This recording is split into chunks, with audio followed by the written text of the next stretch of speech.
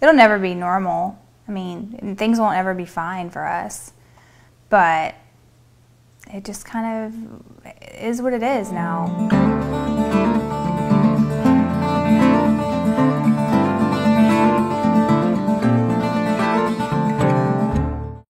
When Cheryl's husband, Staff Sergeant Brian Gansner, was badly injured by an IED in 2006, the couple had only been married for 4 months. She was just 24. I was scared. I didn't know if he was going to live. He was on life support. I didn't know what the future held as far as if he'd be able to walk again. The blast shattered Brian's legs and bruised his brain, leaving him with traumatic brain injury. No one, a decade ago, anticipated that the wars in Afghanistan and Iraq would produce more than 50,000 combat casualties, among them some 16,000 severely wounded. At first, the military and veterans' medical facilities were overwhelmed. Now they're catching up. But still, much of the responsibility of daily care lands on the wives and the mothers of the wounded, the caregivers. It's a big job for which there's been no formal training or preparation. She was my nurse, my advocate, my strength. She would clean the room, wash my hair, shave me, brush my teeth, whatever I needed help with. She was the one that did that. And the worst part for me was dressing his wounds. I have a horribly weak stomach and can't stand gore or any of that kind of stuff. The smells are permanently ingrained in my memory. And then, of course, the emotional toll that it took on me, just with him being angry and not sleeping. Severely wounded soldiers like Brian Gansner often spend a year or more in a military hospital before they are either returned to service or medically retired. But their struggles don't end there.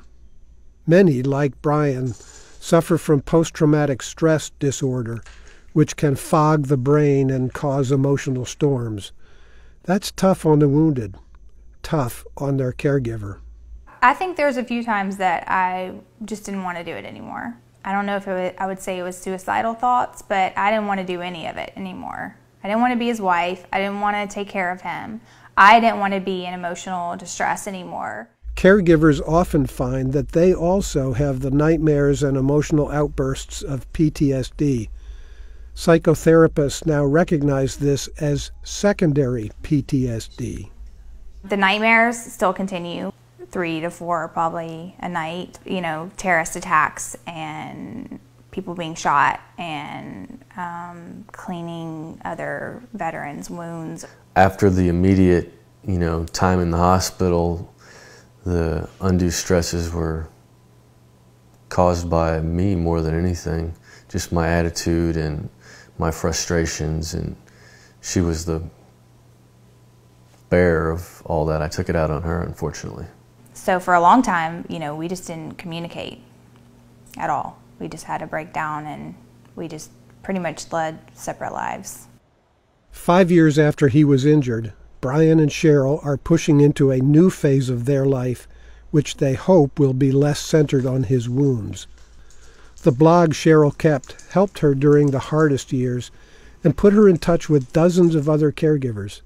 Today, she works at an organization called Wounded Warrior Wives, which provides resource, solace, and camaraderie to caregivers. Wives will email me through the blog and ask me questions, or do you know of a resource that can help my husband, get a new bed or something like that, or how I handle my husband's anger, or how I handled flashbacks or nightmares. I think people should be aware that there's still people getting injured, and the ones that have been injured for years are still dealing with the injuries. It's something you never get completely over, and even if your physical wounds heal 100%, there's still the mental wounds that you have to deal with for years to come. The severely wounded receive Purple Heart medals and other recognition for their service. Their caregivers do what they do out of love and necessity, but they serve in the shadows and rarely get the recognition they deserve. You can learn more about them and their struggles in the story that follows.